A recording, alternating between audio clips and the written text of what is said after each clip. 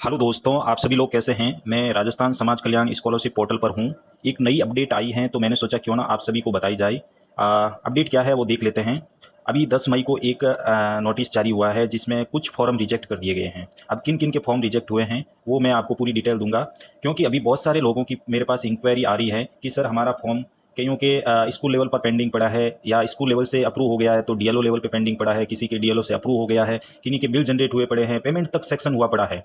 तो मतलब बस बजट आने की देर है, बजट आते ही उनका स्कॉलरशिप डिस्ट्रीब्यूट हो जाएगा। बट इतना लेट क्यों हो रहा है। एक दिक्कत ये भी बता रहे थे कि सर हमारी बायोमेट्रिक नहीं हो रही है कॉलेज स्तर पे। बायोमेट्रिक करवाना जरूरी है, अदरवाइज आपका फॉर्म ऑटो रिजेक्ट हो जाएगा, क्योंकि जब तक बायोमेट्रिक सिस्टम में अपडेट नहीं करेंगे तो आपका स्कॉलरशिप फॉर्म प्रोसेस में नहीं होगा। अब किन किन लोगों के फॉर्म ऑटो रिजेक्टेड हुए हैं वो हम देख लेते हैं। जैसे ही इसको हम खोलते हैं तो हमारे पास इस तरह का 10 मई 2023 का एक नोटिस हमारे पास आता है। इसमें लिखा हुआ है कि जो 19 सितंबर 2022 को एक नोटिस जारी किया गया था, जिसके अंदर 2021-22 की जो स्कॉलरशिप थी उसमें एससी कैटेगरी के जितने भी छात्र थे उनको ऑब्जेक्शन क्लियर करने के लिए मौका दिया गया था। यानी पुरानी स्कॉलरशिप थी 2021-22 की, उनको 2022 में मौका दिया गया कि आप अपना ऑब्जेक्शन क्लियर कर लीजिए, आपको स्कॉलरशिप मिल जाएगी।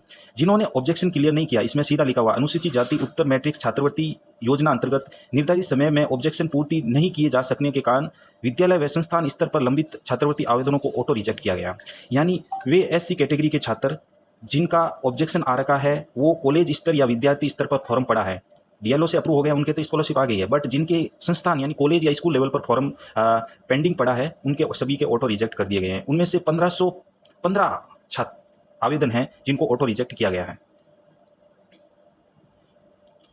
उक्त छात्रवृत्ति आवेदन में से रीस्टोर योग्य 1515 आवेदनों को ऑब्जेक्शन पूर्ति हेतु छात्रवृत्ति पोर्टल पर रीओपन किए जाने के लिए स्वीकृति दी जाती है। तो आप समझ गए होंगे, जिनके भी स्कूल लेवल पर और कॉलेज लेवल पर पेंडिंग थे फॉर्म, उनके सभी के ऑटो रिजेक्ट हो गए हैं। जिनके डीएलओ से अप्रूव हो गए थे उन सभी के स्कॉलरशिप आ गई होगी। अब बात करते हैं 2022-23 की।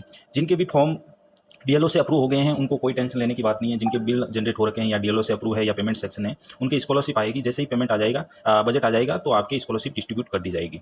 यदि कोई किसी तरह की दूसरी इंक्वायरी है, आप मुझे कमेंट कर सकते हैं, आप मुझे इंस्टाग्राम से जुड़ सकते हैं, क्योंकि अब मैं आपको रेगुलर टाइम देता रहूँगा और वीडियोज़ बनाता रहूँगा। कुछ समय के लिए मैं बीच में वीडियोज़ नहीं बना पाया, आपको टाइम नहीं दे पाया, बट अब मैं रेगुलरली दूंगा, इसलिए आप मुझे सपोर्ट करते रहिए। और please like and subscribe my YouTube channel. Thank you for watching.